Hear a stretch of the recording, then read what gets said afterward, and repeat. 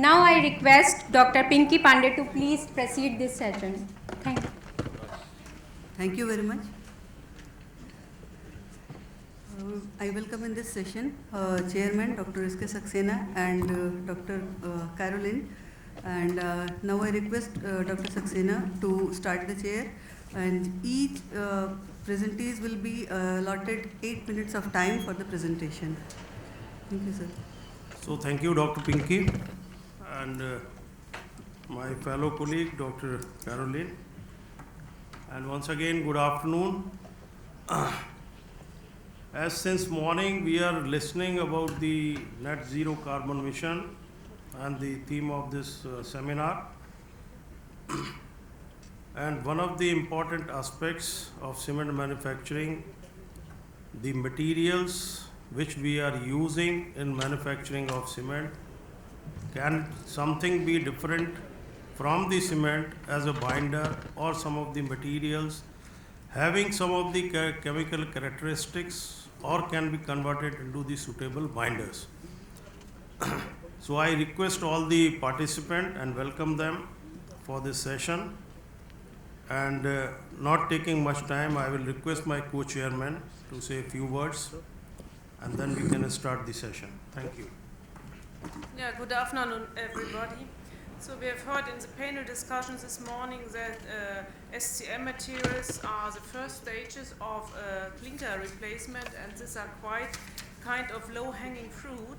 But now we have to bring it to a higher level, to a more sophisticated level. That means also, like we will hear later here in the different papers, we also need to go from linear to a circular economy. And that means we need an extensive R&D on, for example, sulfate agents and gypsum sources, or calcine clays, whatever. And the challenge is to take into consideration the properties of the concrete later on, to keep everything in balance and to have the good product. But we do not may forget to maintain the quality of the clinker, because that is the most important precondition for the use of SCM and for all the SCM and gypsum and so on, that we really need to go for the quality of concrete. And also we need to focus on the profitability. That is also very important, to get a win-win situation for customer and government. And with this, I would like to give back to my chairman and to open the session with the papers. Thank you, Doctor. Now may I request first paper presenter from CSIR CBRI, Mineralogical and Morphological Attributes of Hydrated Aluminate Phase Incorporating Silica Nanoparticles.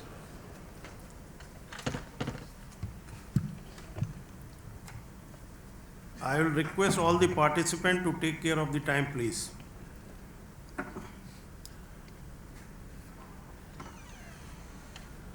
Hello.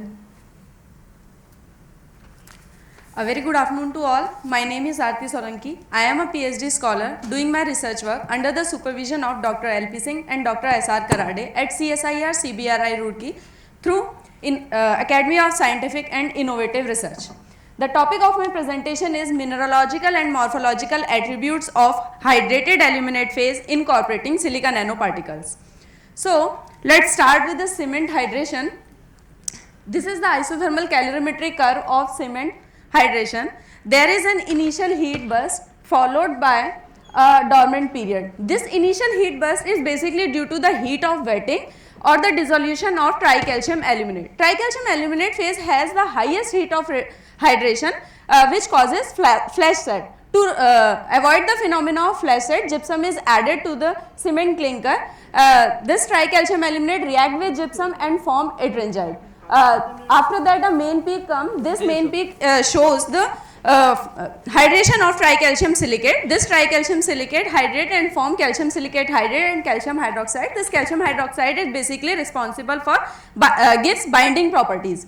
After that a shoulder peak comes. This shoulder peak shows the conversion of ettringite into monosulfate with the reaction of tricalcium aluminate.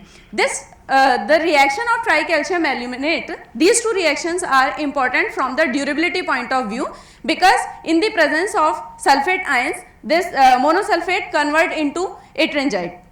This ettringite, the sulfate sulfate ions diffuse into the concrete and react with the monosulfate and form ettringite. The ettringite is responsible for volume expansion, cracks and strain that deteriorates building. Now there are some control strategies to remove this deterioration, like remove the permeability with the use of low water cement ratio, pozzolana addition, slag addition, and the react the reaction with calcium hydroxide to use some pozzolana and form additional calcium silicate hydrate, and also with the use of low C3A content cement, so that this reaction will reduces. Now we can say that expansion occurred due to the reaction of hydrated aluminate phase with sulfate ions. Can we improve these phases? Yes. So this is the mechanism of tricalcium aluminate. First, tricalcium aluminate reacts and form hydroxy phases. These hydroxy phases are metastable, and so it convert into the stable phases. These are hydrogarnets. Like in the presence of silicate ions like nanosilica, two additional phases can be formed: calcium silicate hydrate and calcium aluminate silicate hydrate. This is the proposed mechanism, and we did the experimental we did some experiments. So the XRD result shows that in the control samples, the characteristic peak is higher than the in the presence of nanosilica at 10 minutes of hydration, and the cationic peak is more in the presence of silica nanoparticles, which shows the nucleation effect of silicate ions. However, at 24 hours of hydration, the pattern of reaction reverse, and the which is showing the retardation effect of silica nanoparticles on tricalcium aluminate phase.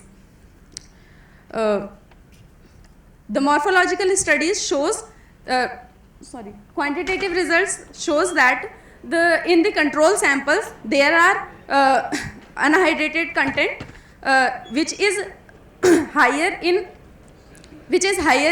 control samples than the silica incorporated sample, which is showing the silicate ion showing the nucleation effect. Other than these products, there are some other phases like calcium silicate hydrate and calcium aluminate silicate hydrate in the presence of silicate ions.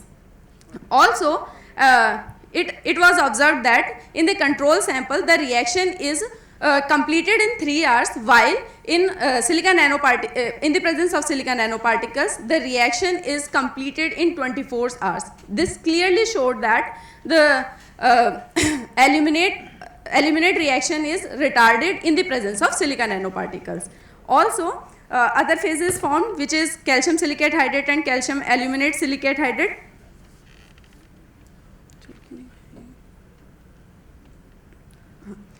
Then the morphological studies were done, which showing that in the presence of in the control sample there are flaky like shape, which is hydroxy FM phases. However, in the presence of nanosilica there are gel like product which can be calcium silicate hydrate or calcium aluminate silicate hydrate at 10 minutes of hydration. However, at 24 hours of hydration, crystals of cationic phase formed, which is polyhedral in shape or cubical form. However, in presence of nanosilica, the gel-like product is formed at amorphous amount. However, at 10 days of hydration, the distorted polyhedral shape is formed in the presence of silicate ion, which showing that the cationic phase is destabilizing in the presence of nanosilica. These results were quantified through mapping and EDX. This is the EDX mapping results at 2 days of hydration. The higher amount cationic phase is present in the enormous amount at 2 days of hydration. That yellow color showing the cationic phase, and at 10 days of hydration it is clearly showing that there are white color product is formed, which is calcium aluminate silicate hydrate or siliceous hydrogarnet, and these results were quantified through EDX, and it shows that there are 3 phases formed at 2 days of hydration, while only 1 phase is formed at 10 days of hydration, showing that these phases are interconvertible in the presence of silica nanoparticles. And the FTI results confirms the formation of calcium aluminate silicate hydrate or calcium silicate hydrate with the presence of the transmittance peak at 901 and 1080 per centimeter, which shows the presence of SiO-Si or SiO-Al bonding. Now the silica results showing the presence of Q2U peak, which further confirms the formation of siliceous hydrogarnet, and we can showing through the this picture that silicate ions capture the position of one oxygen and form the siliceous hydrogarnet, and further confirm the formation of siliceous hydrogarnet in the presence of silica nanoparticles in tricalcium aluminate. At 10 days of hydration, some Q3 peaks were also formed with Q2U peak, which shows the polymerization in silicate chain with the incorporation of aluminate ions, and the formation of calcium aluminate silicate hydrate and the polymerized calcium silicate hydrate. So there are some conclusions like silica nanoparticle accelerate the C3A hydration at early stage of hydration, that shows the nucleation effect of nanosilica, and promote the formation of calcium silicate hydrate, calcium aluminate silicate hydrate, and suppresses the formation of hydroxy AFM phases, which are basically responsible for the sulfate attack, and the retardation of C3A hydration at later stage of hydration, promote the formation of siliceous hydrogarnet, accelerate cationic phases at early stage while destabilize at later ages. Now can we summarize this, that the silica nanoparticles not only gives the high early age strength, improved performance, and enhanced durability as compared to conventional concrete due to the modification in microstructural and mineralogical improvement. Thank you. So thank you.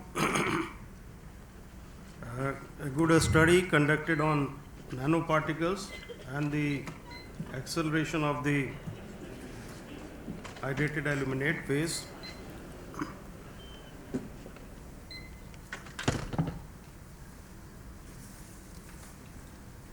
Now I will request another participant to present the paper on feasibility study on use of FGD gypsum replacing natural mineral gypsum in OPC and PPC. There are two contradictory aspects of the FGD gypsum. One is that the availability of the natural gypsum, mineral gypsum is a big problem in front of cement industry. The good quality gypsum is not at all available, and industry is shifting towards the use of chemical gypsum, or the other alternate is the imported gypsum.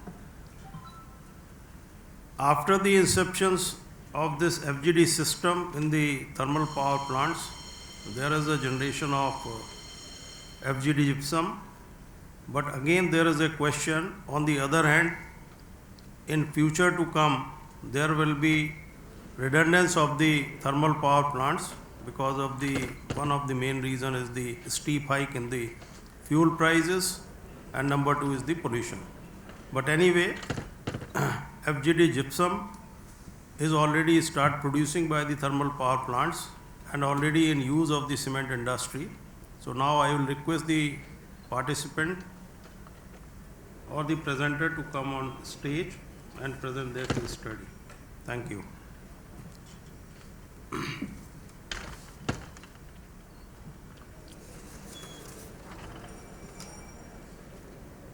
Satyendra Kumar, Pravesh Kumar Sharma, Dinesh Agarwal and Manish Kumar from Prism Johnson.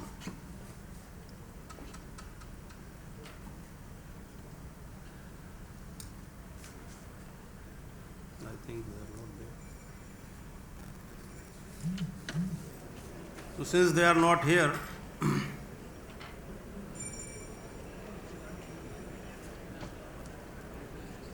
So I request the another party presenter on selection and use of natural shale as supplementary cementitious material. Raghunath Swaminathan, Biju Karukunnalam, Shiv Kumar, Shamunga Priya and Thirumal Silvera from FL Smith.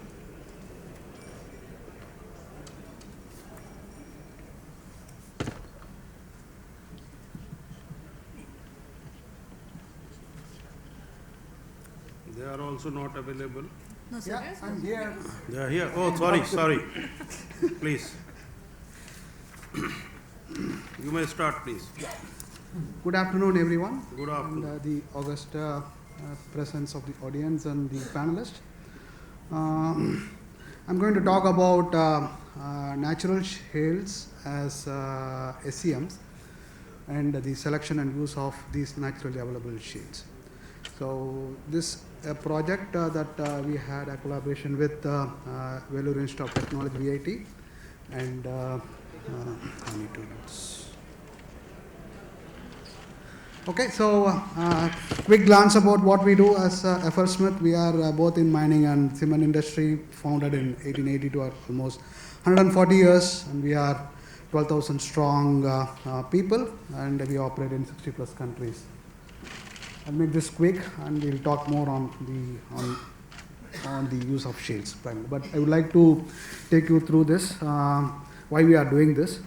The cement and mining will continue because these are this will not be disposed of. Most of the customers are now accelerating their sustainability initiatives. Regulators are also moving fast on how to abate sectors. Okay, so why new solutions? We are already working on something on LC3 cement, which is limestone calcine clay, where you can calcine clay and use as supplementary cementitious material. But a step before this, why we need these solutions is primarily the CO2 emission that is coming out of the raw meal, and then the burning of these fuels. So which contributes to, if I am going to produce a kilogram of clinker, then I will be emitting 800 grams of CO2 roughly. So, and then as you can see from the graph that if we are not going to bring down these emissions, then the CO2 will go to 26%, right, from 8% right now. Okay, so as a company, we concentrate on these themes: emissions, substitution, and waste for the cement, and waste primarily on how we are going to recycle, and then on the mining side of the business, reducing water content, and then again emissions, and then waste. Why I'm putting this is there is a lot of synergy between these and the topic that we are going to talk about. Okay, so shale, as you all know, it comes from sedimentary rocks, which consists of silt and then clay-sized particles. So it contains, it has clay minerals, and that is the reason why we decided that we should do some studies on these shales. So then most of the sedimentary rocks, they account for almost 60% of this stratigraphic column of sedimentary rocks, and it composes of silica, alumina, and then traces of calcium oxide. So I mentioned that we already are working on that.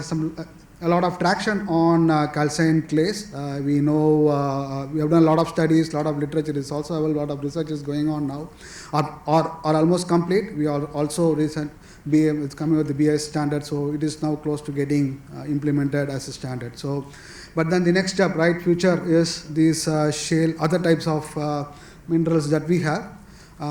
Then shale clay is one of them.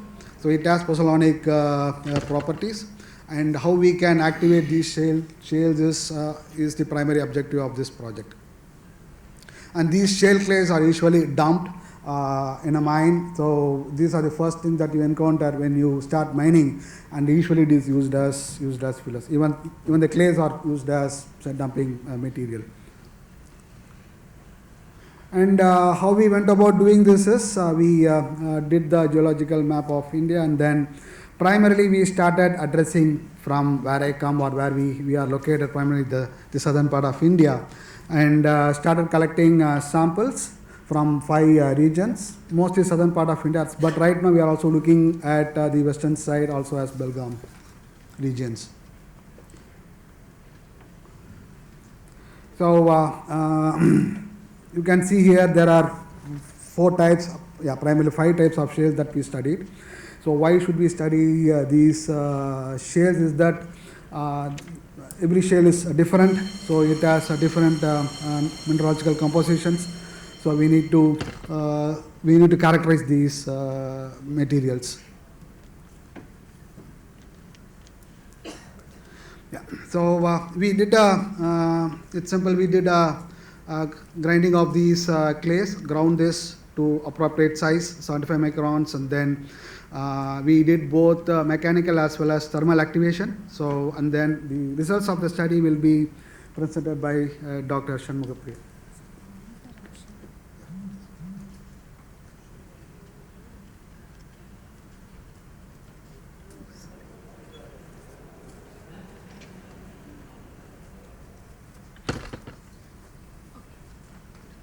So good afternoon everyone, I am Shanmuga Priya. So here the 5 shales collected from the different regions, and we have given its ground and received through a required particle size and given for the oxide composition XRF test.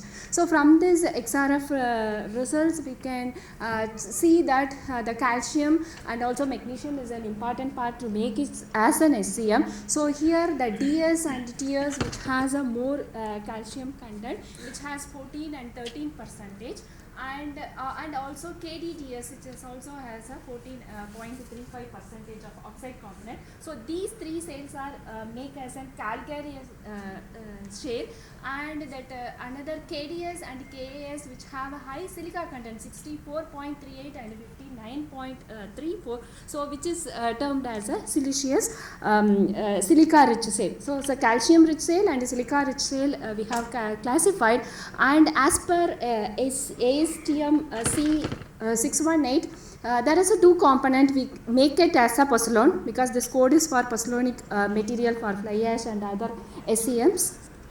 We can use this also. No. So here we can see that that 2 components. One is a combination of calcium and magnesium, which has an the percentage of 20%. So we can see that all shales which contains the calcium and magnesium is around 20%, and also the combination of SiO2, Fe2O3 and Al2O3, which should be in between the 50 to minimum. It should have 50 to 70%. So in our shales, all shales will coming under these 2 category. So from this XRF results we can conclude that so it will be form as a it will be substitute for the SCM, because all 5 clays will coming under the mixed clay behavior, so which contains all type of oxides, so we can use for the it will be a promising SCM. So next. Okay. So after that we this all 5 shales will be given for the TGA to find the weight loss percentage. So here it's clearly says so DS and DS will have a calcite from 100 to 600 degree. The clay component will be decomposes at 600-800. Calcite component will decomposes. So DS and TS will have high percentage of calcite precipitation decomposes. Weight loss will be occurred for 10.27, and for TS it will be an weight loss is more for the 100 to 600. So from this we can make an inference. It is also different total weight loss. It should be around 20, and it's KDDS it's around 11.11%. So from this TGA results we have concluded, so we want to give the calcine temperature between 600 to 800, so that we have taken take it as for the further study. That is XRD. So we have given the XR performed all 5 cells XRD for raw as well as 600 degree calcined cell and also 800 degree calcined cell. So from this, that it's a DS cell, which is a calcium rich cell. We can find the components of kyanite, kyanite, martmarite, quartz and calcium magnesium peak and muscovite peak. If you see kyanite will be raw shell, it will be present more. It's a plus 3 plus which has high content. So and after the 600 and 800 calcines, it decomposes. So after that we see the martmarite and the calcium magnesium peaks are also there, but it will be retained itself. It is not it's not went off. So it will be after 600 800 degree calcite also it will be present. So for this the muscovite, it is a form of mineral alumina and potassium, so which is also present and it should have. So similarly for TS cell and also Kadapa cell, which is a silica rich cell, we find a little amount of kyanite and we have more amount of quartz and illite also present. So and montamerite, but these montamerite and pyrrolite and illite will not decompose, it will be retained in position. So similar way the KS silica rich shale and another Kadapa dalmia bronzite KDDS calcium rich shale also performs. So coming to the final conclusions from XRF results, the combination of SiO2, L2O3 and Fe2O3 summed up is around 60 to 70%, which is a possible pozzolanic component. High LOI loss of ignition from TGA analysis on XRF analysis, which means that is a high burnability which presence of the organic components. From this TGA, the weight loss is observed 600 to 800, so further calcinated temperature we have taken. From mineralogical thing, so the DS, TS and KDTS which indicated the calcite, kyanite, montamerite and quartz content, which is be a promising SCM. So which these all 5 shells will have a mixed clay behavior and we will use for the promising SCM. Further studies we are doing in at our university for the pozzolanic activity and strength performance and all. So thank you. Thank you. I would say this is a good attempt on the calcination of shale, and definitely there are certain challenges still with the calcination of clay to be used for the manufacturing of LC3 cement. That I will ask you after this completion of the session.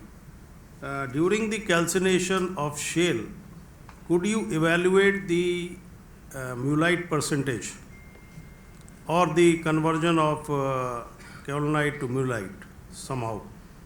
And that is one of the primitive factor which has to be in any case to be controlled.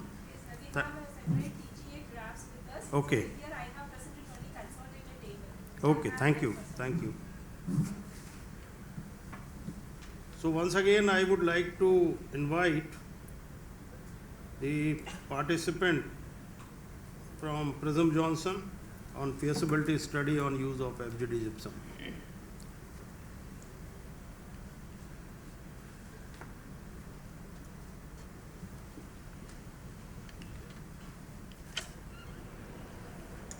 Very good afternoon to all. Myself Satyendra Kumar from Prism Johnson Limited.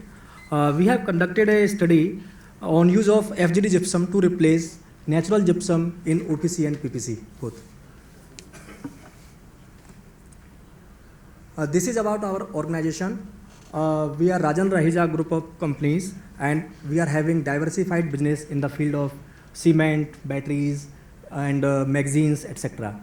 And we are having a single location plant, 5.6 million ton capacity located at Satna, MP, and we are catering to the markets of UP, MP, Bihar and Chhattisgarh. Our organization is ISO 9001, 14001, 45001, SA 8000 and 50001 certified, and our laboratory is NABL accredited laboratory. Yeah, this is beautiful pictures of our plant, and this is our solar plant which is installed at our plant. These are the contents of this presentation. First of all, business objective, and then what is the background of this study, flue gas desulfurization gypsum, and what are the properties of FGD gypsum, and then we have conducted some LBM trials, and after successful LBM trials we have conducted plant scale trial to replace the natural gypsum with FGD gypsum, and then conclusion. From business objective, first of all, our objective is to conserve the natural minerals. That is, natural gypsum we are using as it is essential raw material required for the production of cement, and environment friendly, because FGD gypsum in future will be a challenge to handle. Therefore, it is necessary to find some solutions to dispose this waste product of thermal power plants, and because it is of consistent quality, so it is a better replacement in place of phosphogypsum and other gypsums, and excellent performance of cement in mortar and concrete. By use of this gypsum, we have observed some performance related, better performance in mortar and concrete, and reduction in variable cost, because this gypsum will be cheaper than mineral gypsum, so it will help to reduce our variable cost. This is the background of this study. As you know that Indian cement industry is growing at a rapid pace due to growth in rural housing segment, infrastructural development by the government projects, and growth in cement production at approx 12% year on year in this year, and addition of approx 80 million ton of cement capacity by the end of 2024-25, and which is highest since the last 10 years. And due to this robust demand, this is an attractive opportunity for the cement industry, and because of this increased capacity of cement production, there is this drastic increase in gypsum demand also. And due to the depletion of mineable gypsum in India, this is a serious concern for us.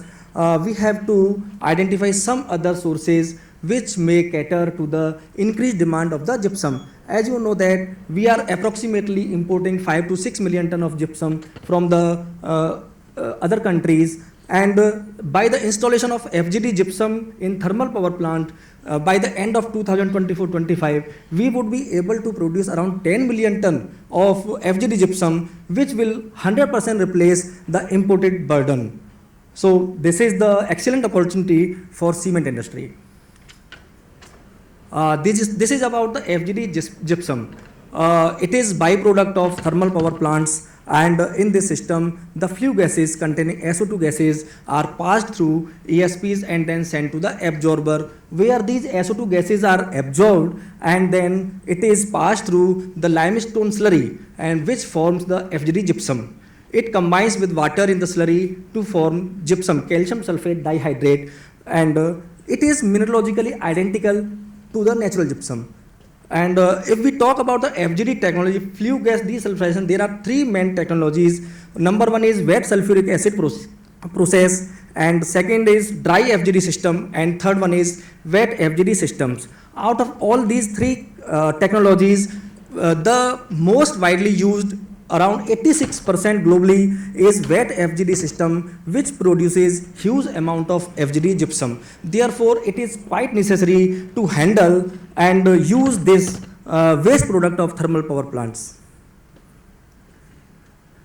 After that, we have conducted some studies, chemical analysis and XRD analysis to find its suitability in cement manufacturing. By the chemical analysis, we can say that on the basis of SO3 percentage and purity, it is almost identical to the natural gypsum. However, it is containing a higher moisture content, which may cause some handling issues and some feeding issues.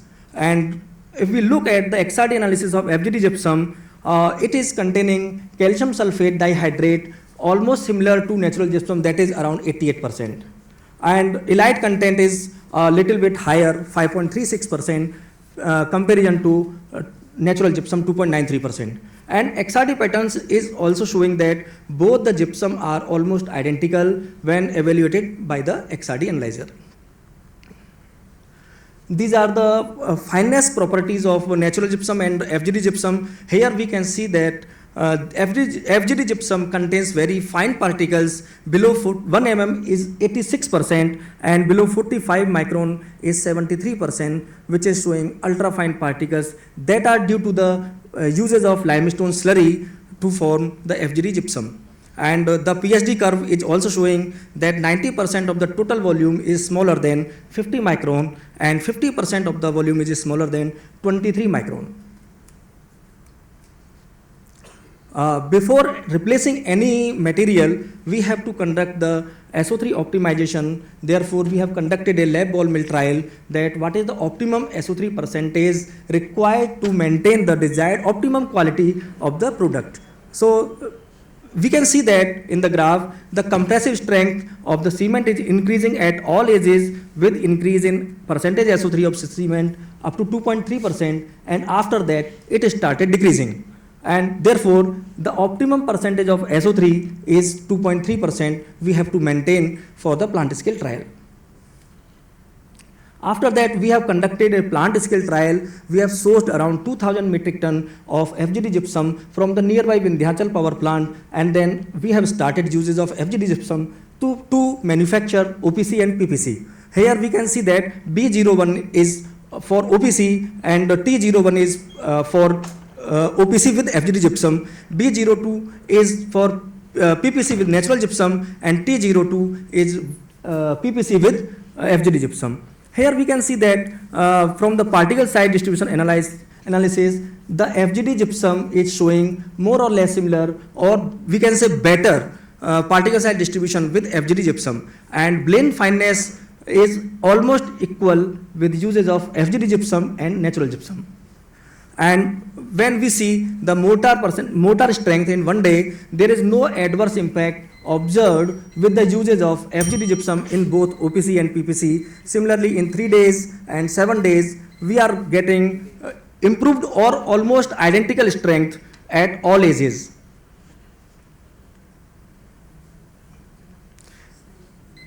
After the mortar study, we have conducted the product performance in concrete also. We have prepared M20 grade concrete and targeting slump at around 80 mm.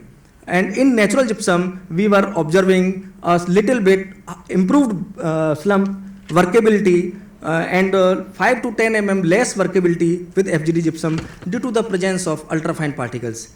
And if we talk about the compressive strength at all ages, we can say that FGD concrete prepared with cement of FGD gypsum, it is almost identical or better performing in the concrete. Therefore, cement properties show that FGD gypsum, the cement produced, is giving almost identical workability and compressive strength. These are the results. There is no effect on setting time at both initial and final setting time, no adverse effect observed on water demand, no adverse effect observed on the soundness of the cement, and no and improvement in particle side distribution observed, and no significant effect on the production rate, TPH, and specific power consumption in the production side.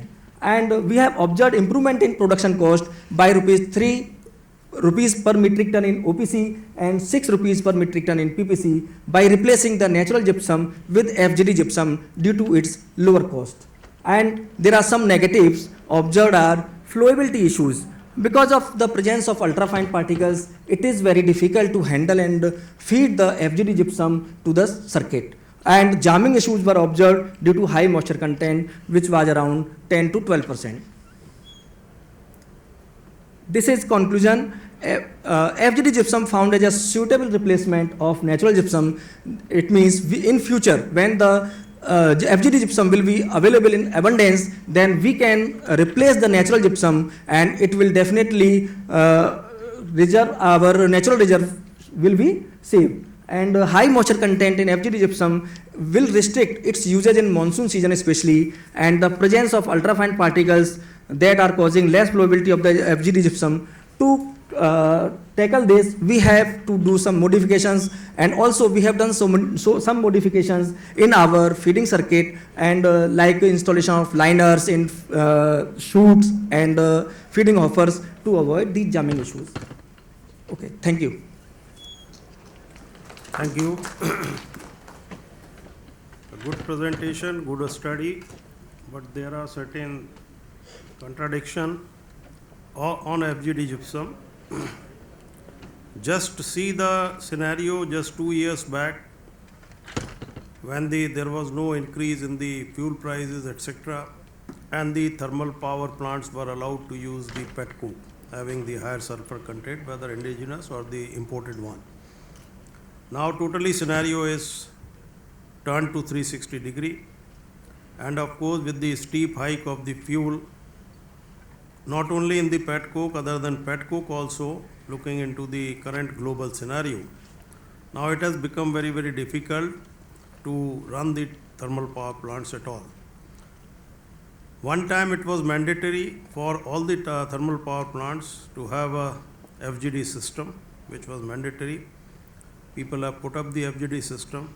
Now it has become totally unviable, because normally we are shifting from thermal power plant energy to the solar energy, and it is not at all economical also. But the other factors are like that, as you have already mentioned. The use of exclusively FGD gypsum is a problem because of the one parameter high moisture content. Secondly, you have to use the limestone in the system, while you have to grind it to a slurry form and then you have to inject it in the system. So these are 2-3 things which has to be taken into consideration. But now normally the thermal power plants are going to shut down, and we are shifting towards the solar energy, renewable energy and all. So thank you very much for the study.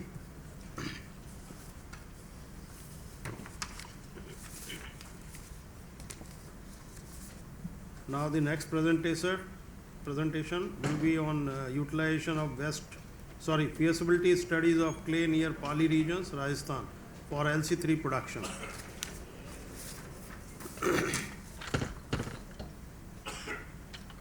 Dr. Mukesh Kumar.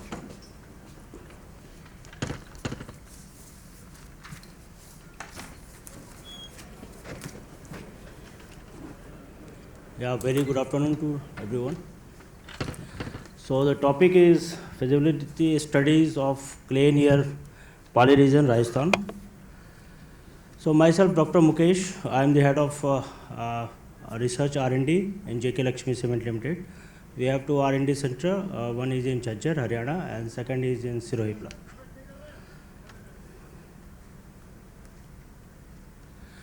So the two challenges is there. If we are going to have a production of LC3 cement, so first of all, what is LC3? LC3 basically is the limestone calcined clay cement. So for that, the main raw material, basic raw material is clay, and we have to calcine that clay, and we use in LC3 production. So challenge is how can current natural resource meet the projected increasing demand. Second is that how can the environment impact CO2 of the production increasing to be mitigated with the LC3 production. So yeah, with the limited availability of conventional SCM, use of the calcined clay available in the large quantity as alternate SCMs, so has to provide the opportunity to reduce the clinker factors in the cement productions and therefore to its production cost. There are abundant number of mines near the Rajasthan in area of Pali and Biawar area, Bikaner area, where clay is available there. Limestone calcined clay cement provides an opportunity to use these low grade clay and limestone reject in the profitable manners without harming the environment. So why we choose that area? Because when we used earlier in 2016, we had produced the plant scale trials of LC3 cement in our plant in JK Lakshmi Jhajjar plant, where we have used the clay that is almost 50 to 60% of colonite percent, and we had used the waste mines reject, not limestone, this is waste mines reject of mines, and for that we have produced the LC3 cement in that time in 2016. So viewing that during the productions, we think that we can use the colonite percent of 40% in the future production of LC3 cement. So you see the three area is there, three mines is there in Pali. One is DK and second is Shyam Soni, and the three mines is where we have collected the sample, and the sample we have over sun dried in the open area, and thus we crush in the ball mill up to 90 mm, 100% passing is there, and that this clay we have used in the in Taragram in Datia. There is a small rotary kiln where we have used this calcined this clay up to 8 to 850 degrees centigrade there, and then we grind in the ball mill. So during the what is the objective of this study? Because you see the TGA graph where there is three mines, and three mines you see the colonite percentage 43, 47 and some is 65. But in that mines the overburden is there, and overburden is almost from surface area. When we see that almost 20 to 30 feet overburden is there, and that overburden we used and tested the TGA, and which shows that 18 to 28% colonite percent is there. So then we think that we can use this overburden with the colonite percent of 50 to 60% if we combine that both materials to have a to use in the production of LC3. Here you see the lime reactivity also. In lime reactivity again you see the overburden. Also lime reactivity is better in compared to suppose 40 to 50 colonite percent is 10.76 lime reactivity, and you see the overburden reactivity also 6. That means we can use this overburden also during the production of LC3. So just for example, we have used the 50% of overburden and 50% of this grade A grade clay, where the colonite percent is for grade A, the colonite percent is 40 to 45%, and for overburden the colonite percent is 18 to 20%. And here you see the again lime reactivity is very far good. So the conclusion is that we can use the calcined clay 40%, where 40% of colonite percent in LC3 production, where we can use the overburden materials also clay in the production of LC3. Thank you.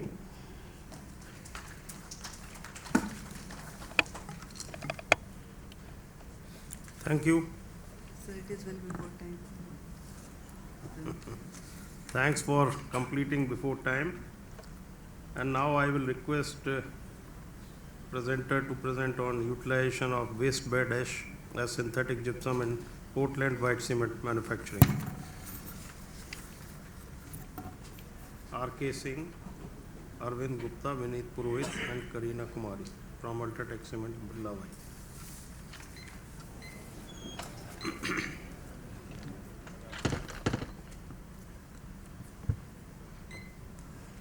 Good afternoon to jury member and all of you. I am Arvind Gupta from Ultratech Cement Unit Birla White. Today I take the opportunity to deliver this presentation on the behalf of Dr. Rajesh Singh sir. My topic is utilization of waste bed ash as a synthetic bed ash gypsum in Portland cement industry.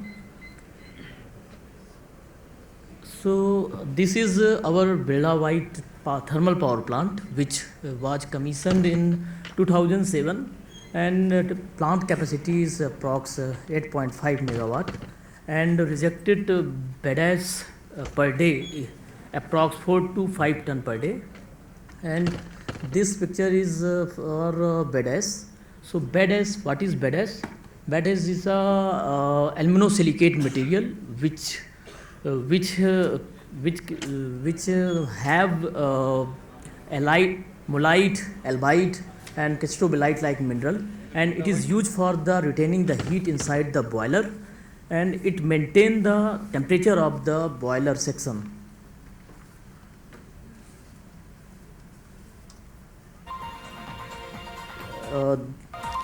Now the conversion mechanism of bed material to bed ash. When we added the bed material inside of the boiler, then the material density is approx 1000 to 1100 kg per cubic meter, and the mineralogy of the bed ash is mullite, and bed material is mullite and albite only. But after the heating process, the density increase and it comes approx 1300 to 1400 kg per cubic meter. And at same time we also add the limestone in the boiler section for the neutralizing the sulfur content of the coal. So neutralized part is also mixed with this bed ash, and excess free lime which was not participate in the reaction, that is also mixed in this bed ash. After the rejection of this material, if we see the XRD analysis, then we see here the albite mullite percentage is approx 16% and excess free lime is 17%. So there is the opportunity to convert these mineral to gypsum mineral.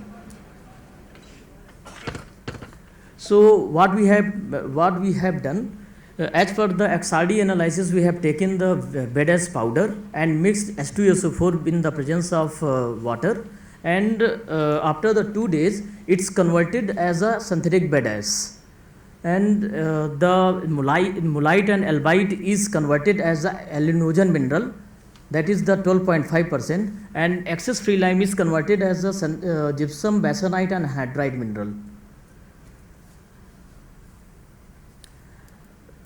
So this is the XRD study of SGBA versus marine gypsum.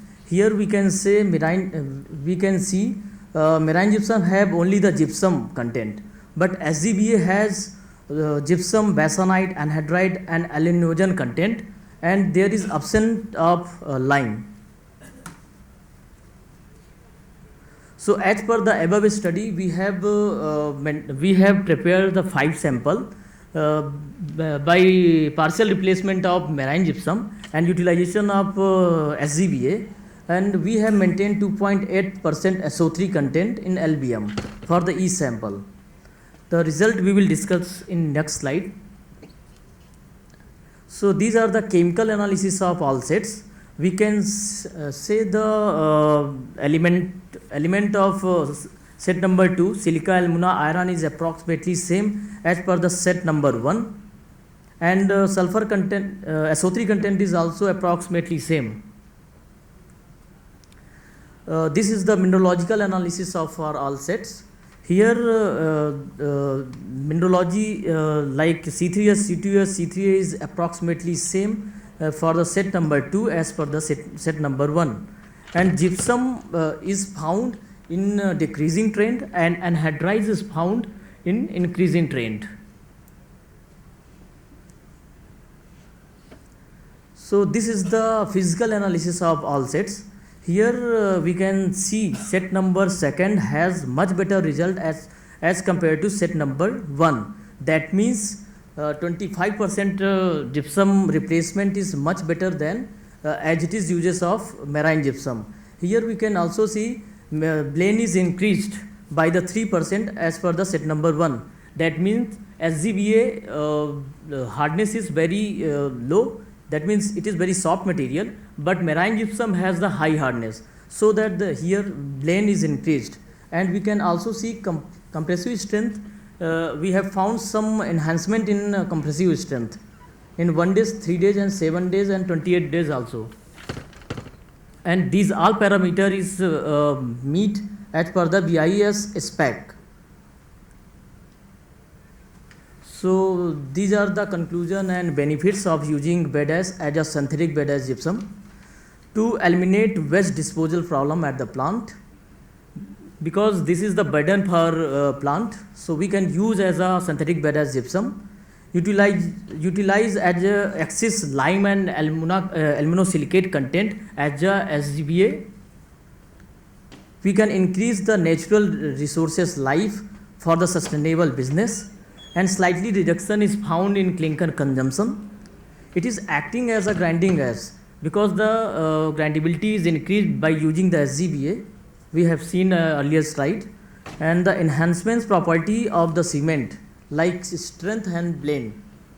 Recommended dosage is 25% because if we increase 25% for white cement, if we increase this material, then the whiteness of the cement is decreased, so that we can use only the limited percent in white cement, but yes, we can use in grey cement more than 25%.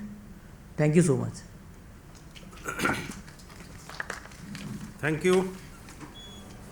I would say this is a good attempt of study, but again there were the same questions. How for the viability of the thermal power plants will be there, number one. Number two, since you have spoken about the use of sulfuric acid while making this synthetic type of gypsum, converting your waste bad ash to synthetic gypsum, I hope you have analyzed the which was a prevalent problem when industry has attempted for the synthetic gypsum manufacturing, and there was a major issue of free acid which was hardly impacting the compressive strength of the cement. Hope you would have done it. So thank you very much. And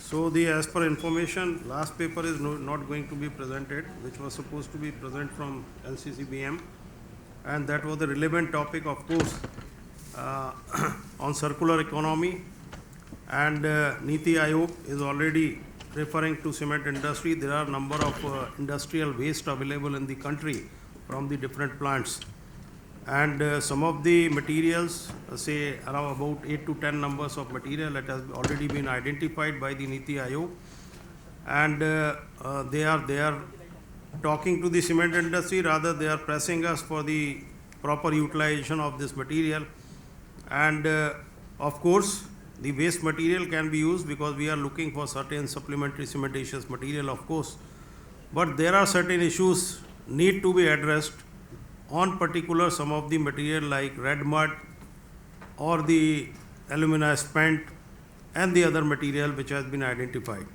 So of course the industry is looking for that, and for proper study has to be made by the national agencies to establish the suitability of these supplementary cementitious material in use of manufacturing of cement. So thank you very much all the presenters, those who have presented their innovative ideas and the new ideas, of course. Now may I request all the audience present here, if any questions.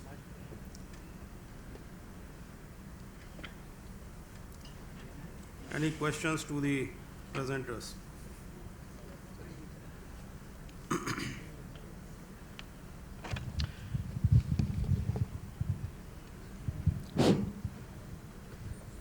Sir, I have one question. Yes, please. Sir, on the FGD gypsum, to Satyendra ji, you have been used the FGD gypsum for the replacement of mineral gypsum. Have you observed any grindability issues? Because generally the theory, mineral gypsum or whatever the gypsum is, acts as some percentage for the better grindability of the clinker. But you are using the FGD gypsum, whatever you are using, it's already ultra fine material. When you are using, is there any issue in the increasing the electricity or consumption of electricity for this? No, there was not any impact on the specific power consumption of the cement mill. And which type of mill you are using? Whether this plant trial is in VRM or ball mill? it is in ball mill. Okay. Laboratory trial is in ball mill, plant trial is also in ball mill? Yeah, there is a combo circuit, RP plus ball mill, and this FGD gypsum we have modified the circuit, and in natural gypsum we were dosing the gypsum in RP and then it was going to the mill, but in FGD case we have routed it to directly into the mill inlet. So is there any sort of some dryer is there before giving the material to the mills? No, sir. We have sun dried it before using. Because if I correctly understood the question, what he is asking about is there any grindability issue and subsequently the increase in the power consumption. Yes, sir. Yes. Because it has a high moisture content. That is a big problem with the FGD gypsum. Sir, we were facing issues of jamming issues. And to resolve these issues, first we have sun dried it, and the moisture content was reduced from 10 to 12% to 4 to 5%. And after that, we have started plant scale trial. In any case, could you utilize 100% FGD gypsum? Sir, for a longer run, I think it is not possible in this circuit. Because this is the same problem industry is facing with the exclusive use of chemical gypsum. You cannot use it because Correct. it has always the high moisture content issues. So normally the industry is using for the cost economics purpose some of the percentage of the chemical or the FGD gypsum with along with the mineral or some of the mold type of gypsum, etc. with the little percentage so that it cannot be affect the productivity efficiencies of the mills.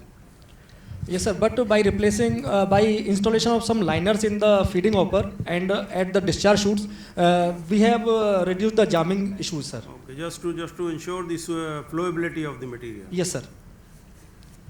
And second question, you have shown the SO3 content for the FGD gypsum, it's around 40 something. Yeah. And for the mineral gypsum 42. But when you are showing the mineralogy with the XRD, the CaSO for 2H2, whatever the gypsum content same, is it possible? The SO3 content is almost 2% lower in the FGD gypsum compared to mineral gypsum. But when you are showing the percentage in CaSO for 2H2O, 88% you have been shown. Yeah, actually these results were tested at our laboratory and based on the observations we have concluded in the presentation. And your question is valid, but in mineral gypsum we could say that I think some of the gypsum could be in other form like CaSO4 or anything else, which I cannot comment right now. No, normally what we observe after testing of the FGD gypsum, normally you will find the percentage purity is always more than 80%. Correct. Right? And that is because of the material limestone which we are using while injecting into the FGD system, etc. It is always giving provided you have a high sulfur coal available or you are using high sulfur coal in the TPP, which is now not permitted in the NCR area for thermal power plants, etc. So this is what he is asking.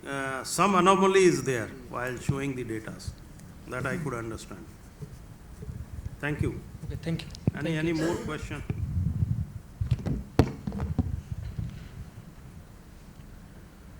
Sir, one of my concern is that whenever we are using FGD gypsum, we are testing its purity in terms of calcium sulfate dihydrate, okay? And that is calculated from sulfate percentage. But there can be some sulfite present in it, some calcium carbonate, unreacted carbonate can be there. Of course, if there is dolomite in the limestone that is used, it is not always a very high purity limestone. Low purity limestone can also be used in the power plants, and there can also be left some unreacted carbonate like calcium carbonate or magnesium carbonate. And FGD gypsum, purity of FGD gypsum, that should be assessed when the purity is checked in terms of dihydrate. But some ASTM standards, they advise to test the purity as how much sulfite is present there, how much carbonate is present there, or how much magnesium as carbonate is also present there. In the mineral gypsum, it is not such a problem. Yes. And in chemical gypsum, when we are going to use phosphogypsum, there are impurities like phosphate and some organic impurities also, which are of course causing delay in setting time. We have also faced this problem in the laboratory when phosphogypsum is used. So when we are using phosphogypsum, we have to keep the SO3 content of the cement on somewhat lower side to avoid the setting time problems. That is the main issue while using the phosphogypsum. One is the setting time issue and another one is the lowering down the compressive strength also. Yes. This is what has been properly studied by NCB, and you have already published this thing. So in the morning, what we were listening from the Mr. Jain on circular economy and particularly more focus on the huge deposit of the phosphogypsum available in the country. But of course, there are certain processes has been already evolved when this phosphogypsum can be treated and then it can be used properly by the cement industry. Washing or some Washing, other etc. techniques. There are certain technology available so that these two issues can be taken care. Yes, sir. Thank you. Sir, I have one question for the last presentation, sir. Last presentation. Last presenter was Badash. Bedash as a Birla White. Yeah. there you have shown the free lime content after converting Bedash into. But what I would like to just know for the added to my knowledge, what is the lime material in the Bedash as a Bedash? Because you have shown the free lime content after converting it into gypsum. Okay. But before that, what that lime in which form, or whether the lime is present or Actually, what happened? because you mentioned 16% free lime content in. Actually, what happened whenever you added limestone inside of the boiler, then what happened? There is the temperature in 1000 degree. So if you put the limestone for neutralizing the sulfur content, then some lime is react with the sulfur, but some lime is not reacted. That lime is just goes down to and mixed on the bed as. So that lime we utilize as a gypsum. Some of the unreacted lime, Yes. which is going down and settling with the bed ash. Yes.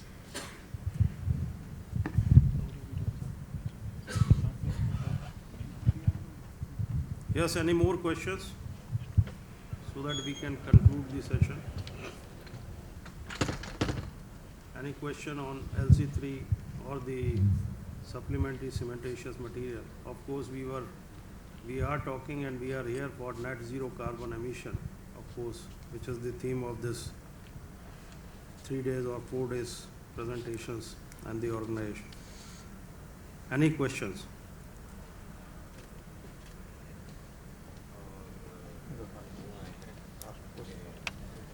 Since there is no question, I would request my co-chairman to summarize the session.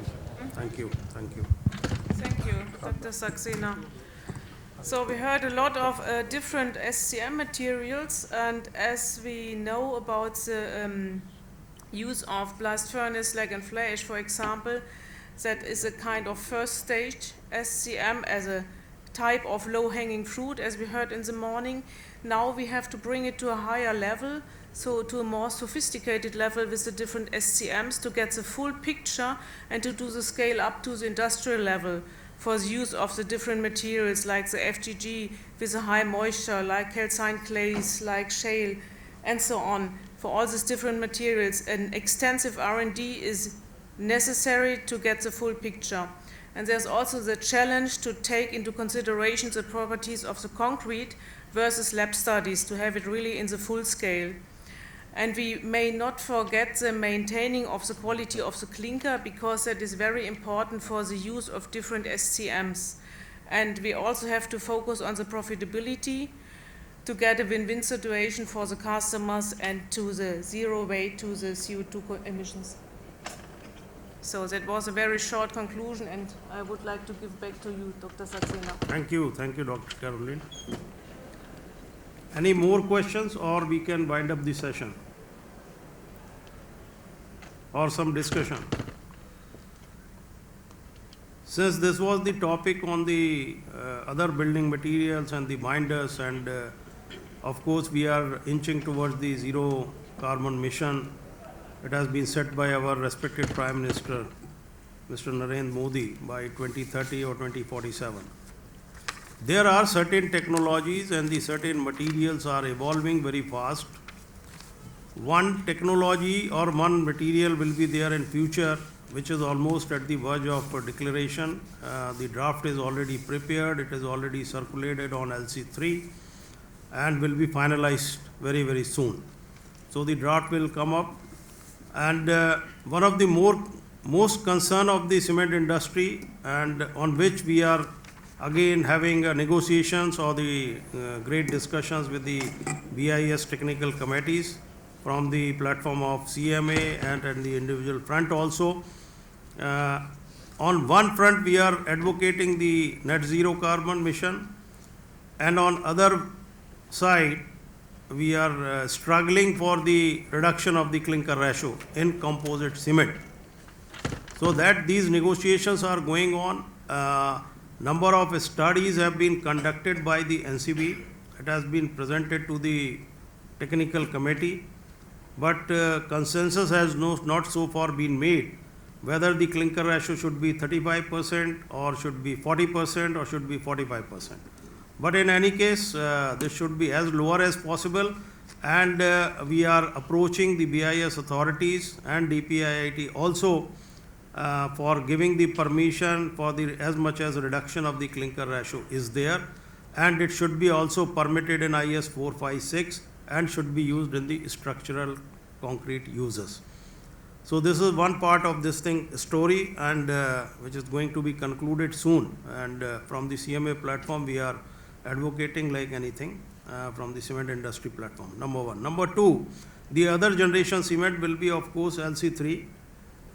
The draft will soon released, and that will be the another landmark for the reduction of the clinker ratio, of course. And apart from this conventional cements, the new technology which is already proved, and now lot many work has been done on geopolymer, geopolymer concrete standard is also there, and geopolymer cement, of course it is a binary system. There are certain limitations, but ultimately I can say that it will be the future of the binder material, that will be the geopolymer. And lot many work has been done across the world, and in some of the European countries geopolymer type of things are prevalent in use.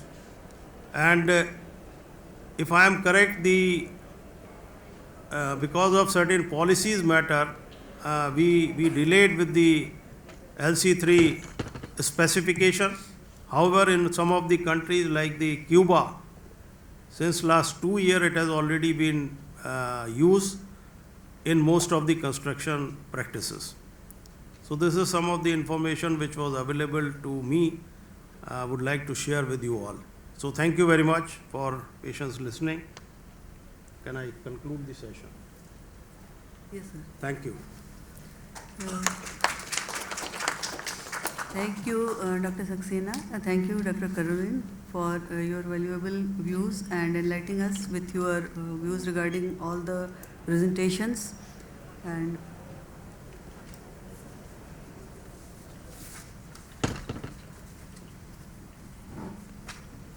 Thank you, sir, for such an interesting session. Now, as a token of respect, we present memento to our chairman and co-chairman. So I request Dr. Pinky Pandey, NCB representative, to present a memento to our chairman, Dr. SK Saxena, and our co-chairman, Dr. Caroline Irene.